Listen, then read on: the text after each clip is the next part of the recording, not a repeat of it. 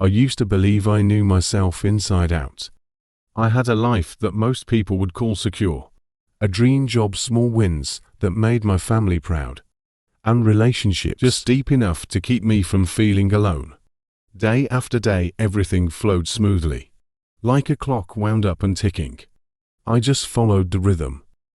I never paused to wonder why I was on that path. It didn't seem wrong at all. I lived like someone, just going through the motions. Nothing extraordinary, but nothing terrible either. But then one quiet evening, sitting alone in my little corner, where I usually flip through books or escape the noise of the world, a strange emptiness hit me out of nowhere. No big event triggered it, no loss, no shock. Just a deep, quiet pause. And in that silence a question quietly rose. Like a ripple from the ocean's depths, who am I at first? I thought it was just a fleeting thought, some vague philosophical musing I'd come across in old books. But the strange thing was, it didn't fade away like other thoughts. It lingered, not loud or scary, but like a gentle, persistent friend, always reminding me it was there. That question carried a weird weight, not from the words themselves, but from something deep inside, something I'd never dared to face. I started to feel unsettled. How could such a simple question leave me frozen, 4 hours staring into space, feeling both lost and awakened? I used to think I was my name, my job, my relationships, the memories I carried. But when that question hit me for real, everything felt fragile, like a cracked shell starting to break apart. From that moment, my life wasn't the same. It wasn't an instant change, but a quiet shift deep inside, like an underground river running through my soul. Every action, every thought felt watched by an invisible eye. It asked me, who's doing this? Who's thinking that? But I had no answer.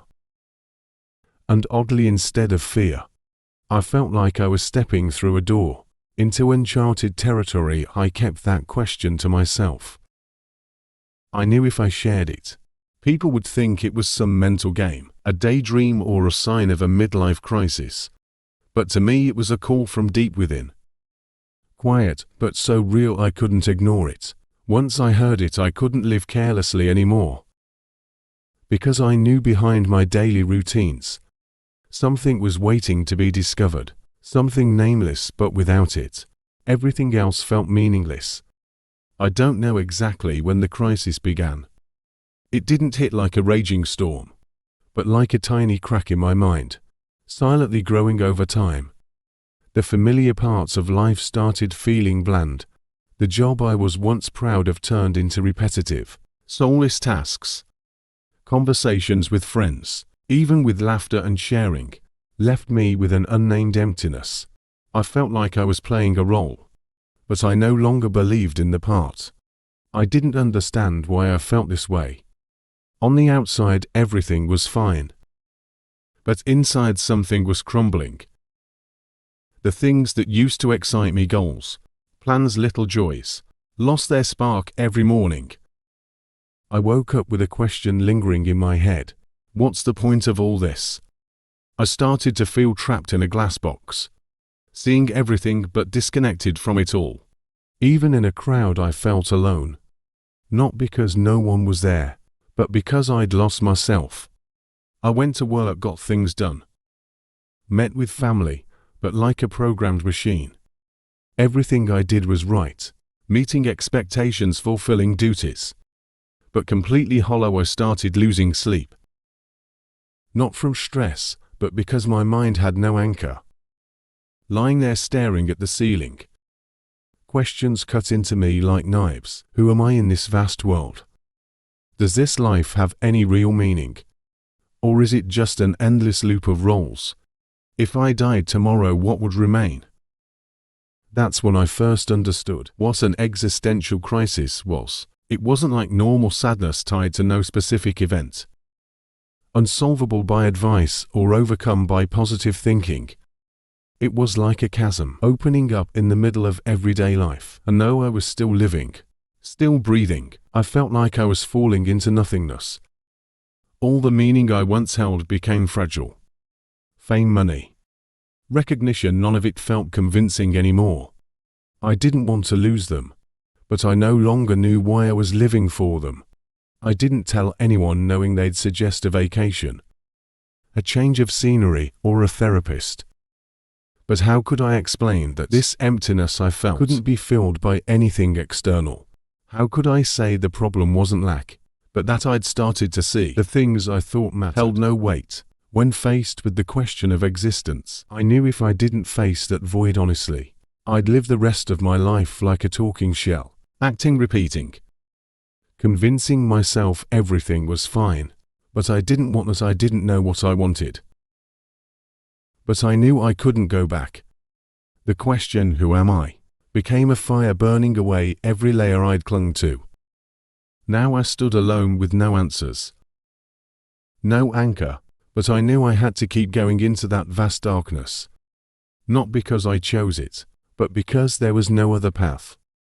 I hoped in that absolute emptiness there might be some kind of truth. As the existential crisis grew deeper, I couldn't just sit and wait for a miracle. I had to do something, find a way out, or at least a temporary answer. Not knowing where to start, I turned to books.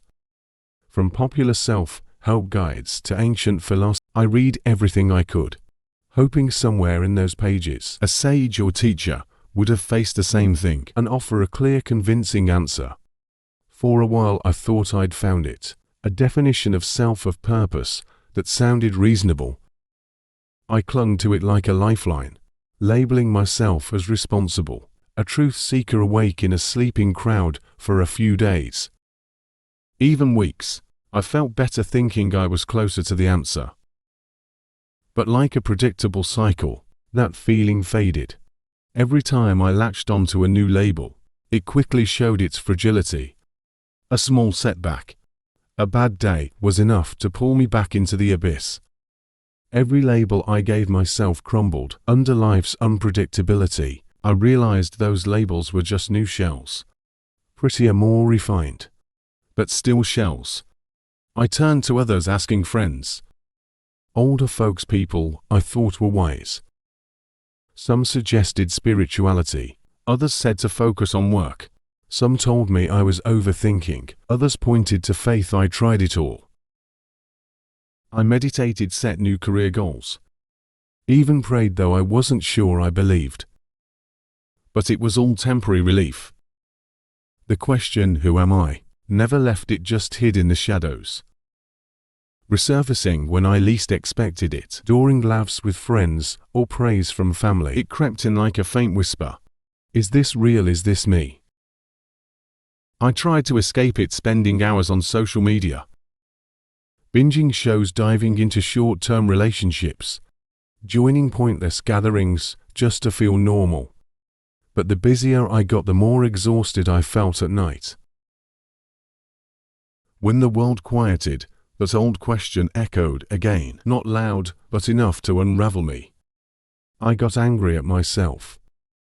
Why couldn't I live like everyone else? Why did I keep digging into questions no one else asked? But after the anger came a deep, indescribable sadness. I knew I couldn't go back. I stopped believing anyone or anything could give me the answer. I saw clearly that every answer I'd chased, no matter how noble, was just a way to define myself through things that could change or vanish. And so every attempt ended in disappointment. I stopped hoping too much, stopped struggling. I reached a crossroads. Either keep spinning in a maze of made-up answers, or face the question itself, not to answer it, but to truly see it.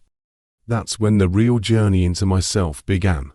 I don't recall the exact moment. Maybe it came in ordinary moments, like when someone called me kind, or when I tried to please a family member despite feeling frustrated. Each time I noticed two parts of me, one acting out a role and another quietly watching. At first I thought it was exhaustion, a reaction to being overwhelmed. But it grew clearer. I wasn't living as myself, but as an image I thought I should be. I started noticing the labels I'd worn since childhood: good kid, talented, reliable, ideal partner. Those labels once made me feel valuable, but now they were just layers stacked on top of each other. None of them truly me. One night, I sat in front of a mirror, not to fix my appearance, but to face that person, the one I'd lived with 4 years, but no longer knew. I looked at myself and asked, if everything people know about me, name, past job, relationships, disappeared, who's left in the mirror? That question took my breath away. The person in the mirror stared back, but felt so foreign, like a stranger in my own skin. I thought back to moments in my life where I'd chosen a role to play, a failure when I lost, special when praised, a victim in heartbreak, invisible among the successful. I shifted like an actor changing costumes, a new role each day, a new mask for every situation. But then I realized those roles only existed because I believed I was them. No one forced me to be pitiful or strong. I chose those masks to hide something deeper, more vulnerable, impossible to put into words. Maybe it was the fear of being seen, or an emptiness nothing could fill. For the first time, I looked straight at the idea of the self, not as a philosophy, but as something operating in me every second. It wasn't distant anymore. I felt it like an automatic system, always crafting an image of me, then defending it at all costs. It reacted to criticism, soaked up praise, pretended to be whole when I was lonely, and put on calm when I was scared. But behind all those reactions was a void, no shape, no answers, just a silent presence watching every subtle move. I was terrified, seeing myself stripped bare, with nothing left to call me but a string of memories, images and roles I'd unconsciously embraced. Yet alongside that fear was an inexplainable relief. For the first time I didn't have to try to be anyone. I was just looking not good, not bad, not anything specific. I was just seeing, and that brought a strange freedom. I started to notice something, that knew all these masks were at work, but wasn't them a quiet standpoint, needing no proof, just silently recognizing each false layer I'd mistaken for myself. I didn't fully understand it, but I knew if anything was worth finding, it wasn't in what I'd believed was me. I used to think that understanding the self, exposing all the roles and reflexes, would set me free. I believed seeing them as fake would be enough to step out of them. But I was wrong. Recognizing the self wasn't like shedding an old coat. It was like watching the house I'd lived in my whole life get torn down, losing not just shelter, but the very idea of who I was. Everything I thought was me stopped holding up, not rejected by someone else, but seen as temporary by me. In the rawish truth, for the first time, I had nothing to hold on to. I didn't know what I was, didn't dare claim anything, didn't trust any description of myself. If I had to name it, it was a kind of unraveling, not painful but cold. I was watching myself break into pieces. The definitions I'd fought for now just shattered glass, reflecting light beautifully, but useless. I didn't want to prove anything anymore. I didn't know what to chase. I didn't feel the need to save any image. In that emptiness I stopped resisting. And strangely, I didn't feel pain. There was a deep, gentle sadness.